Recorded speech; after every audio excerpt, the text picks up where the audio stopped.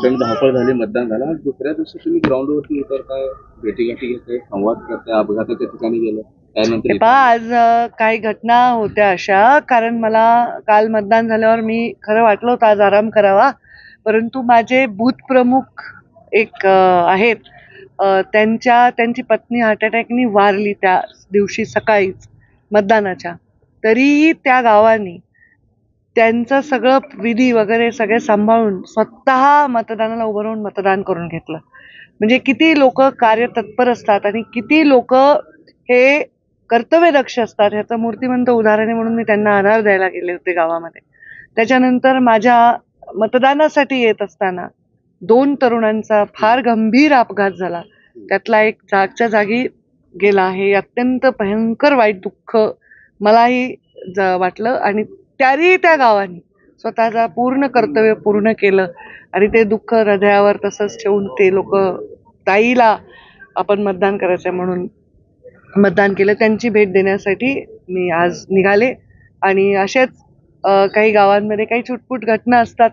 आतापर्यंत असं व्हायचं की 2 पक्षाचे कार्यकर्ते एकमेकांना भिडायचे, पण आता मतदारच का मतदान करतात असे प्रसंग 1-2 गावात झाले. त्याच्यासाठी त्यांना धीर देण्यासाठी मी गेले होते, बाकी काही.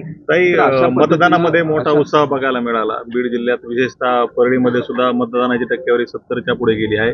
राज्यात एकीकडे मतदानाचा टक्का कमी असताना बीड जिल्ह्यात मात्र मला असं वाटतं की देशामध्ये सगळ्यात जास्त टक्का आपल्या बीड जिल्ह्याचा राहिलेला आहे. परळी 75% झाली आहे, 73-74% आष्टी झालेला आहे आणि बाकी सुद्धा 65%च्या आसपास सगळं मतदान झालं. ॲव्हरेज आपलं खूप छान झालंय.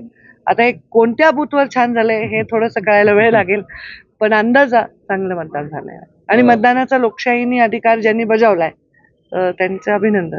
ताई, ज्या ठिकाणी तुम्ही भेटण्यासाठी आलाय त्यांच्यावरती हल्ला झालेला आहे, त्याच्यावर मी काय आता उल्लेख करणार नाही. त्यांची अपेक्षा असं वाटतं त्यांच्याविषयी मला न बोललेलं बरं. त्यांना अडचणीत आणणं आवश्यक नाही आताच्या वेळी. बजरंग सोनवणे यांनी काल एक तक्रार केलेली आहे की परळी आणि आष्टी मतदारसंघामध्ये जे आहे ते बोगस मतदानाचा प्रकार पुढे आलेला आहे. त्यांनी तक्रार दाखल केली आणि फेर मतदान घेण्याची त्यांनी मागणी केली निवडणूक आयोगाकडे.